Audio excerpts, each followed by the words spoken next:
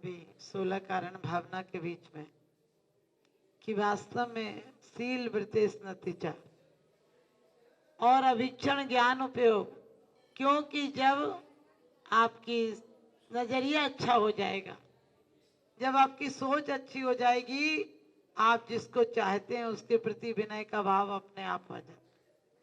वो अर्थानुविनय हो और या राजनीतिक हो, सत्ता की हो, परिवार की हो, काम की हो, कोई भी विनय हो। आपको पता है पत्नी को कुछ चाहिए हो तो बड़े प्यार से बोलती है, बच्चों को चाहिए तो बाप से बड़ा प्यार से आदर दिखाता है, क्योंकि बनी पर देखिए लाखों निसार होते हैं और बनी बिगड़ती है तो दुश्मन हजार होते हैं।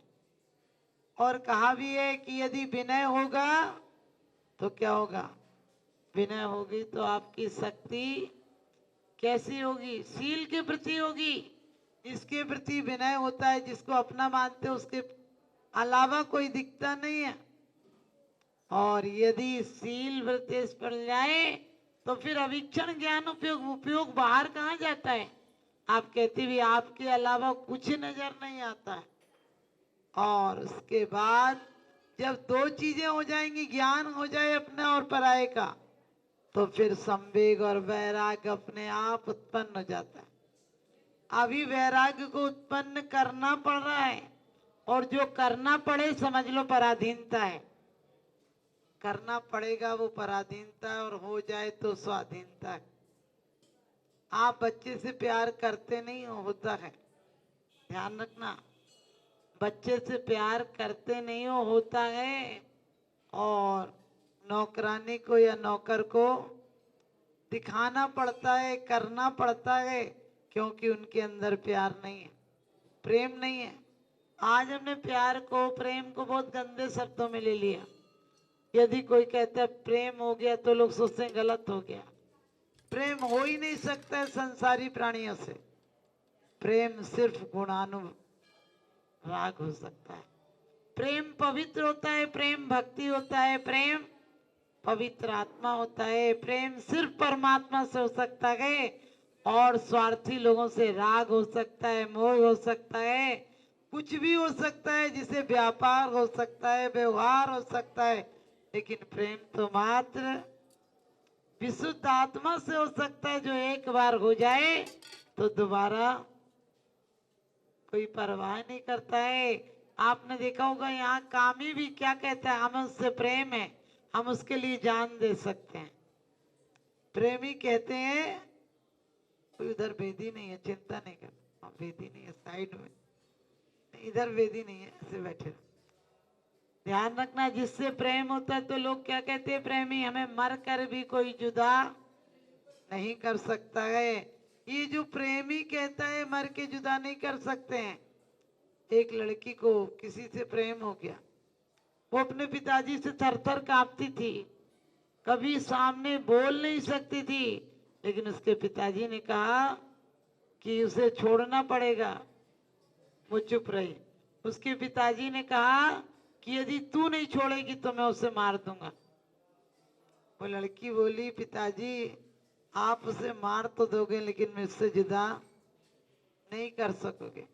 उसके पिता ने कहा कि तेरी इतनी हिम्मत, तू इतनी बड़ी बात कह रही कि मार के भी जुदा नहीं कर सकोगे, तो समझ लेना। उसने कहा, पिताजी हिम्मत ये आपकी नहीं है, आपसे तो डर लगता है, लेकिन ये प्रेम की अकाट हिम्मत है जो कह रही है कि आप मार तो दोगे लेकिन मुझे उससे जुदा नहीं कर सकोगे।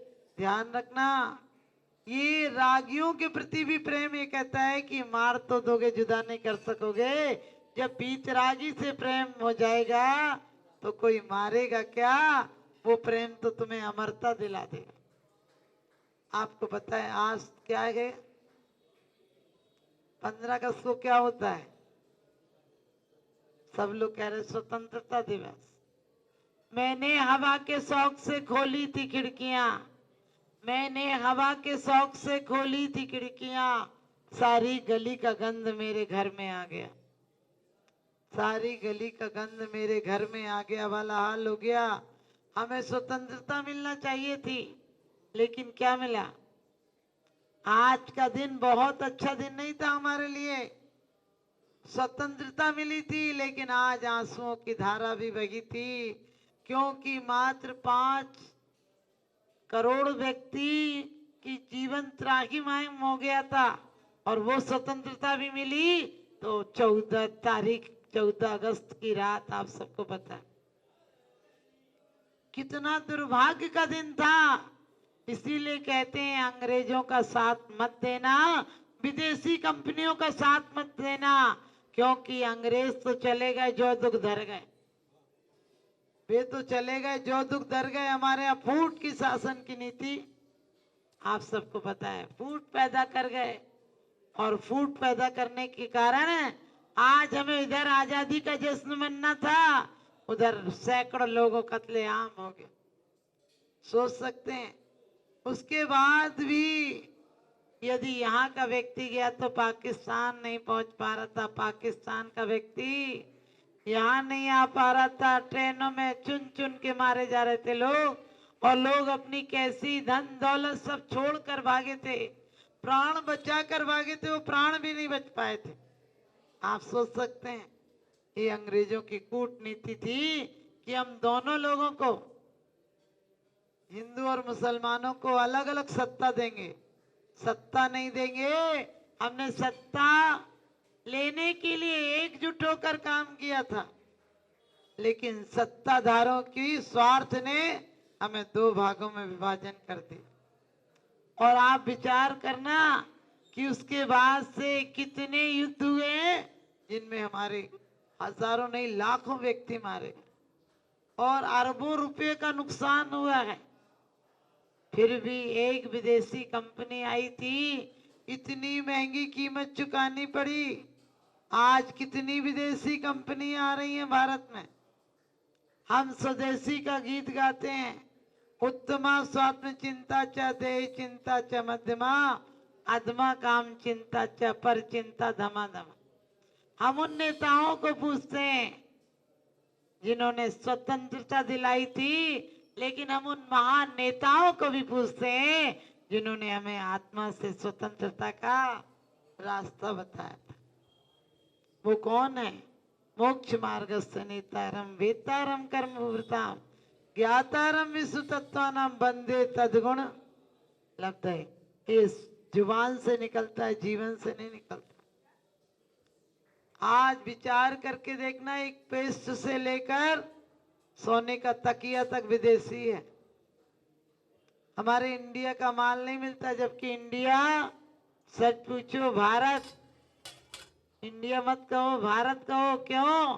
कि वो सर फिरे लोग हैं जो अपने देश को जहां कहते हैं, हम भारत वाले तो अपने देश को भी मां कहते हैं।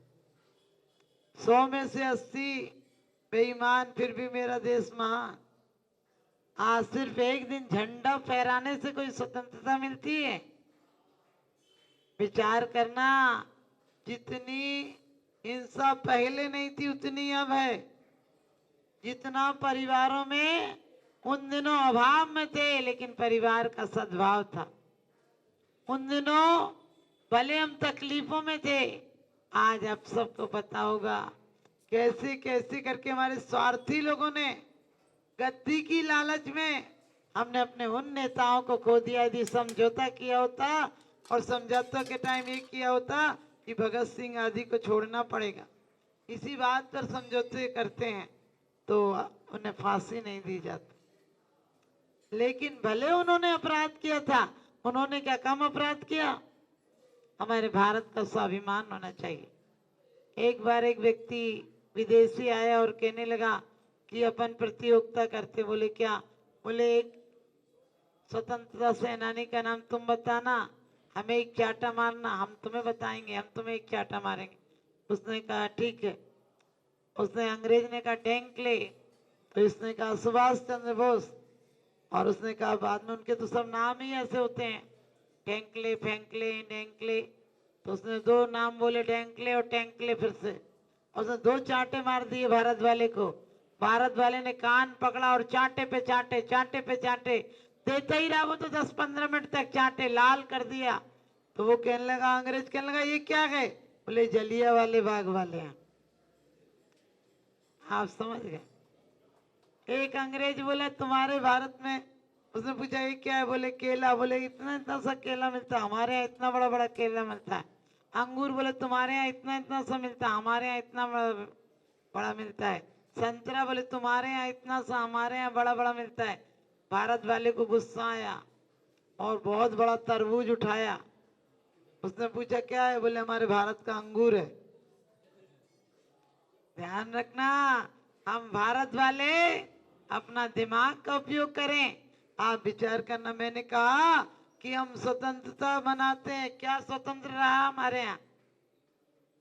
आज हमारे बोल चाल, खान पीन, पहनावा सब तो विदेशी हो गया।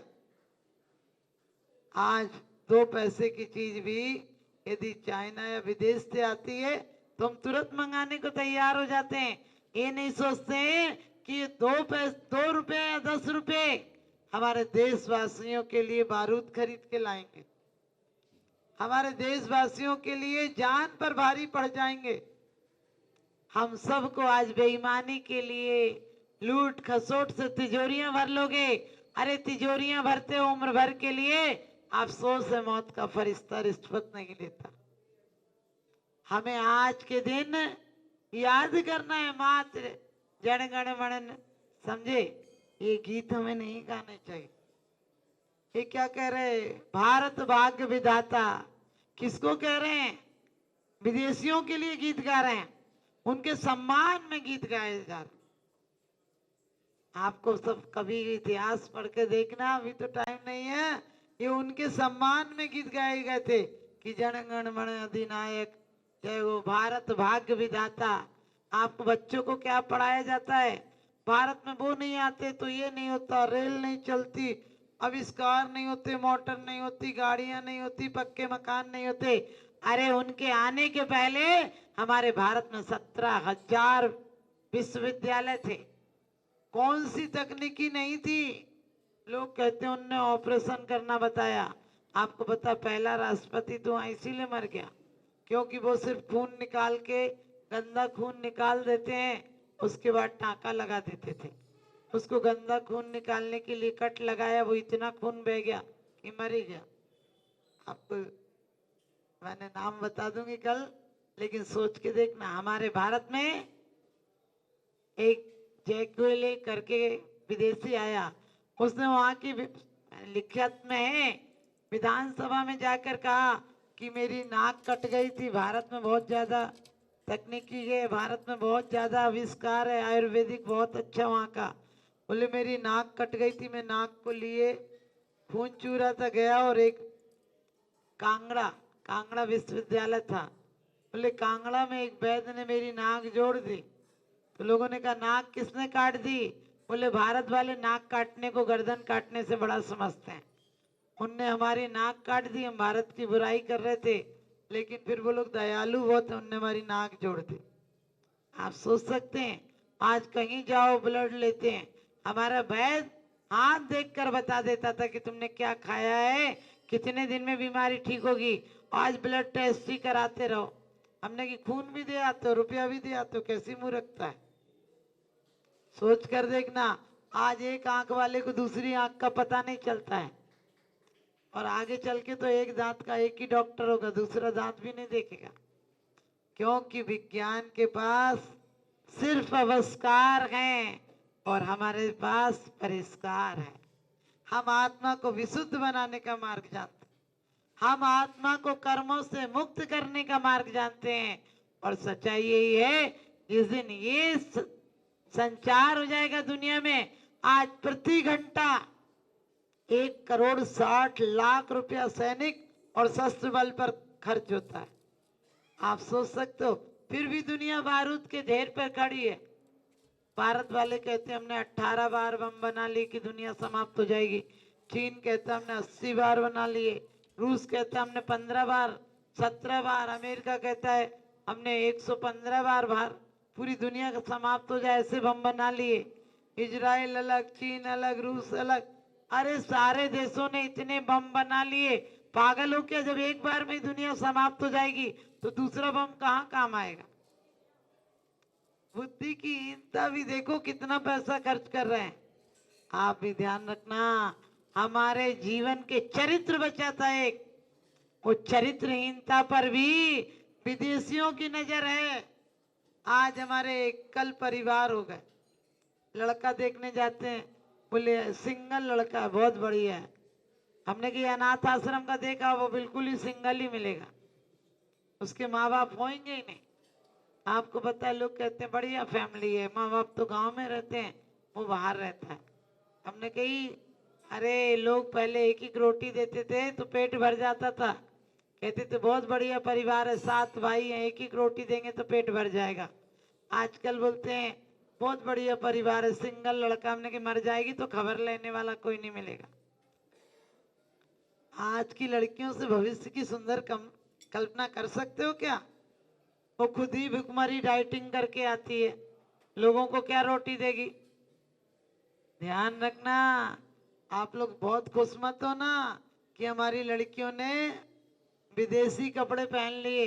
उनके धीरे धीरे दिमाग भी विदेशी हो जाएंगे और विदेशी लोग हमारे देश के हित में नहीं हो सकते हैं।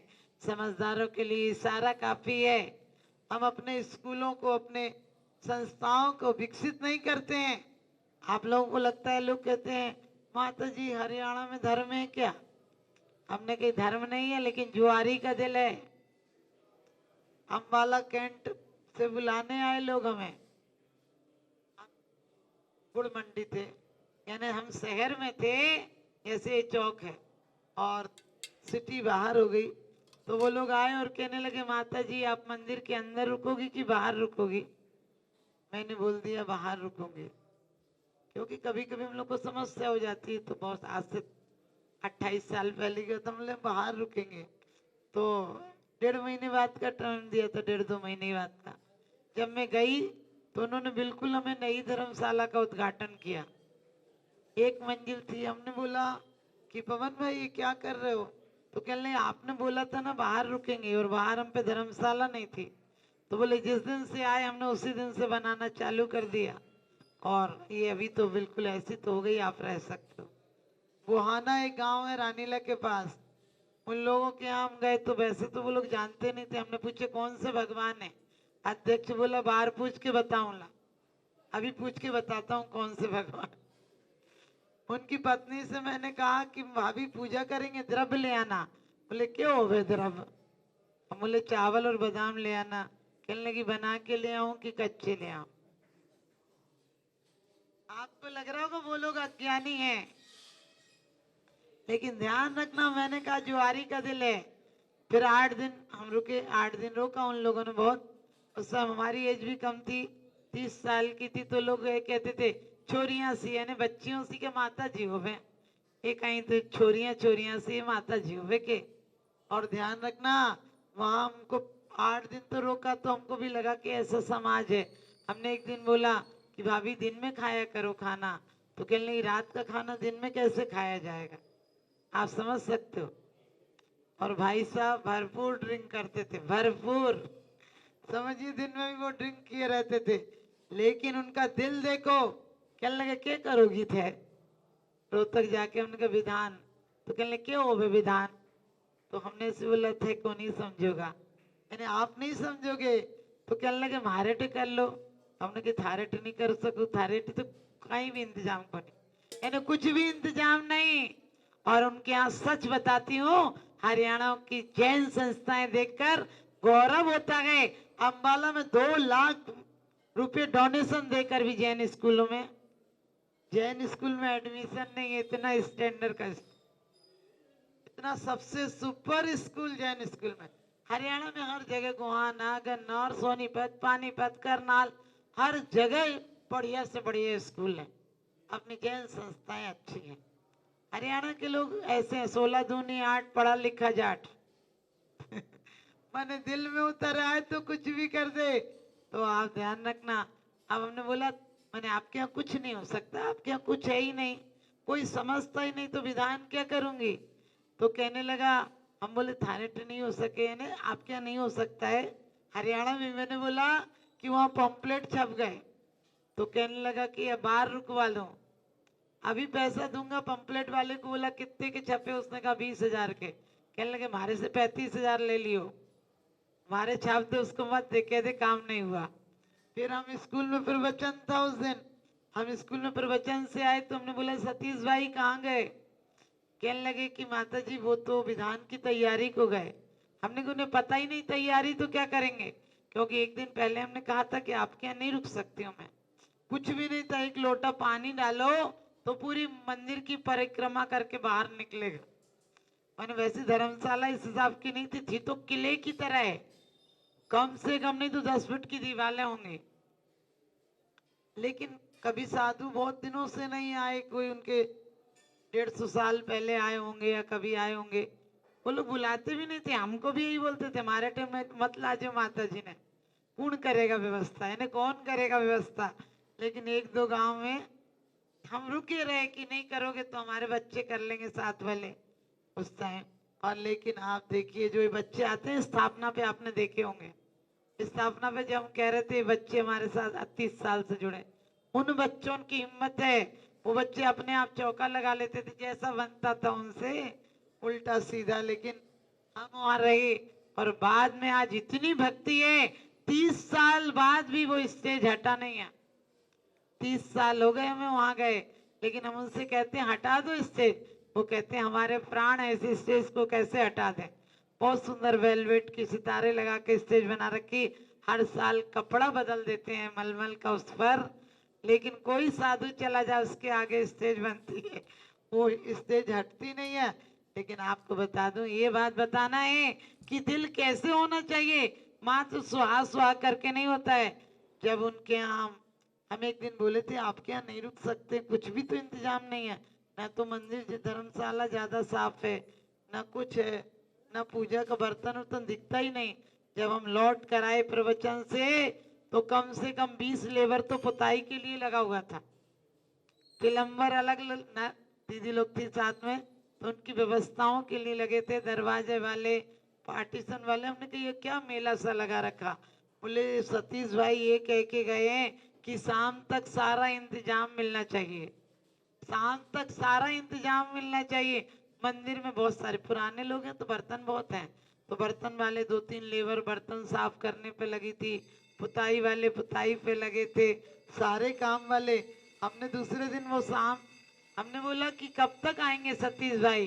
बोले आज नियम लेके गया है कि जब पूरा इंतजाम हो जाएगा जब पानी पीऊंगा, जब पूरा इंतजाम हो जाएगा तब पानी पीऊंगा। अब आप बताइए, आप पुजारी हैं कि वो लोग पुजारी हैं? आप देखिए, संगीतकार ने उस जमाने में बोला होगा 21,000 रुपया लेंगे, बोले 40,000 ले, बैठ जा मेरे साथ चल। 2 दिन पहले ले आए संगीतकार को, पंडित को, किताब वाले ने कहा होगा 2,000 रुपया दो, वापिस कर देना किताब, कहने लगा 20,000 रुपया लो, हमारी किताब रख दो बस में। और आप देखिए उसके बाद जब हम जाने लगे स्थानों के विधान के बाद, तो कहने लगे माता जी मैंने सुना था 4 महीना भी कटे रुक सको। हमने कहा हाँ रुक सको, लेकिन थारे यहाँ नहीं रुकूंगी। कहने लगे क्यों? हमने कहा होली वाले में तो रहती हूँ और बाजार वाले में प्रवचन कराते हो, होली वाले में रहने का इंतजाम बहुत अच्छा, बड़ी बड़ी धर्मशाला किले की तरह थी वो। आप देखिए उस शख्स ने 4 महीने के अंदर अपने पर्सनल उससे 2 मंजिल बिल्डिंग खड़ी कर दी। और ये जैसी समाज कहीं नहीं मिलेगी जो होली की अष्टानका से लेकर 4 महीने स्थापना तक, हम 200 किलोमीटर गए होंगे चाहे 300 किलोमीटर, कोई दिन एक गांव में हम 8 दिन भी रुके तो 8 दिन डेली उनके 2 ट्रक और 4 गाड़ियां। वो कहते थे माता जी हम 2 बजे रात को भी घर पहुंचते हैं तो हम सुबह 4 बजे घर से रवाना हो लेते हैं। और एक ट्रक में तो उनका सिर्फ सामान खाने का और हलवाई था। और बाद में जब चतुर्मास का निर्णय रानीला में होना था तो मैंने कहा तुम्हारे यहाँ नहीं जाऊंगी, 30 घर की तो समाज है और तुम लोग रोज तो पूरा खानदान ही चले आते हो, पूरा बच्चे से लेके बड़े तक तो यहीं आ जाते हो। मैंने कहा तुम्हारी शक्ल देख देख के मैं घबरा गई, क्या करूंगी? 4 महीने से शक्ल देख रही, फिर 4 महीने जाके क्या करूंगी? और उस समय बहुत अच्छे अच्छे ऑप्शन थे मेरे पास, अम्बाला, रोहतक, रानीला, झांसी, सार, सभी जगह सीन, सभी तो सबके। हम बोले आप क्या नहीं जाऊंगी तो एक 85 साल के बहुत प्रतिष्ठित व्यक्ति थे सुमत पंसारी, उन्होंने क्या बात कही, माता जी थारे ना करने से हमारे यहाँ कितने लोग गिरे, माने खड़े खड़े गिरेंगे थे, अंदाज नहीं लगा सको, लोग तो पड़े पड़े मरे हैं, हमारे यहाँ खड़े खड़े मरेंगे। और उन्होंने आचार्य श्री के पास बहुत उनकी पहुंच थी, बहुत अच्छे दानदाता थे। आचार्य सन्मत सागर जी के पास गए और लिखित में ले आए कि वह नहीं चतुर्मास करना है।